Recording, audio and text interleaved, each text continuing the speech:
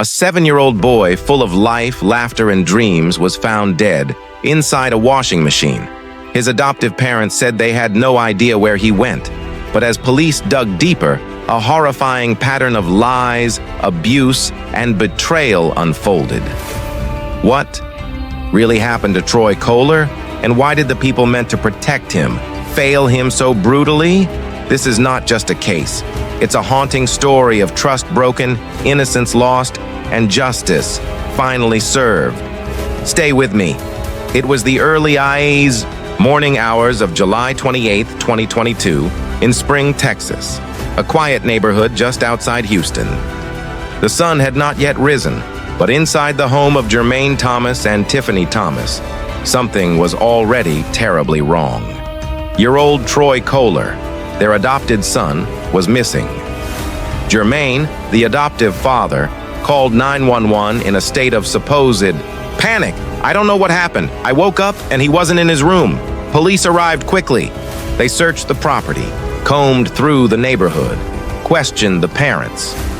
But there were no signs of a break-in, no open doors, no forced entry. No reason why a 7-year-old child would simply disappear. And then, they checked the garage. There, in the washing machine, a top-loading model, floated the lifeless body of Troy, fully clothed, bruised, soaked, and cold. The officers froze. This wasn't a missing person call anymore. It was a crime scene. The news shocked the community. A child found dead in a washing machine? People whispered about a freak accident. But seasoned detectives knew better. Children don't climb into machines like that and close the lid on themselves. An autopsy would later confirm their worst fears. Troy hadn't drowned. He had been killed before being placed in the machine. His body showed evidence of blunt force, trauma, recent injuries, and signs of prolonged abuse. The pattern was not new, it was repetitive. He had been beaten, again and again. This wasn't an accident, this was murder. Troy had been in foster care before he was adopted by the Thomases. A sweet, shy boy, he was described by teachers as gentle, respectful, and eager to please. But over time, that light in his eyes began to fade. Neighbors rarely saw Troy outside. One of them told reporters, "I didn't even know they had a kid. I never saw him play." At school, his attendance was spotty. Sometimes he would arrive with visible bruises. Other times, he wouldn't show up for days. CPS, the Texas Department of Family and Protective Services, had received complaints. There were concerns about his safety. But like too many times before, nothing was done in time. When questioned, Jermaine and Tiffany Thomas offered contradicting stories. Jermaine claimed he had last seen Troy the night before. Tiffany said she went to the bathroom in the middle of the night and noticed Troy was missing. Neither had called police until hours later. Detectives noticed something else. Neither parent expressed real emotion. No tears, no breakdowns, no panic. Just cold, calculated answers. Soon, surveillance footage showed the couple leaving the house late the night before Troy was reported missing. A neighbor's doorbell camera picked up strange sounds, what sounded like yelling, crying, and then silence. That silence would echo for days. When police searched the home, they found heartbreaking clues. Bloodstains on clothing and bed sheets hidden, bruises under Troy's pajamas.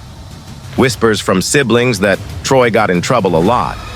But the most disturbing discovery was in Troy's school journal, where he had written, "Sometimes I don't eat for days. I try to be good, I just want to be loved. They don't like me." This wasn't just abuse, it was torture. And the final blow?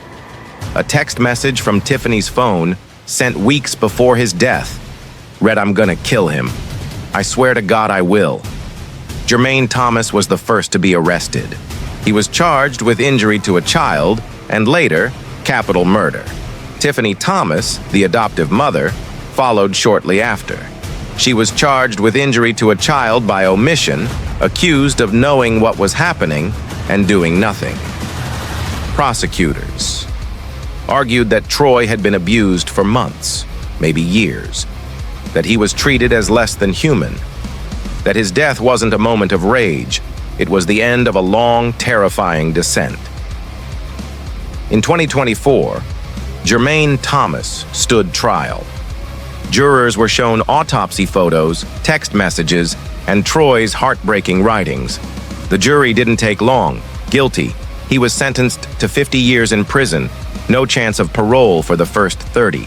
Tiffany Thomas, who originally pleaded not guilty, struck a plea deal in exchange for testifying against Jermaine. Her sentencing is scheduled for September 10, 2025. She faces decades behind bars. This case is more than a nightmare. It's a mirror to our broken child welfare system. How does a child suffer for so long without being rescued? Why were the warning signs ignored? Troy's case sparked outrage across Texas. Lawmakers called for reform. CPS launched internal reviews. But for Troy, change came too late. He loved pizza. He wanted to be a firefighter. He had a little toy fire truck he carried everywhere. His teachers say he once wrote a note that said, "I want to grow up and help people." He never got the chance. But maybe, just maybe, his story can help others. Troy Koehler's story is one of heartbreak, tragedy, and failure, but his voice, his pain, deserves to be heard. Let's make sure it never happens again. Like this video, share it, and tell someone if you see abuse, say something. Rest in peace, Troy. You deserved love.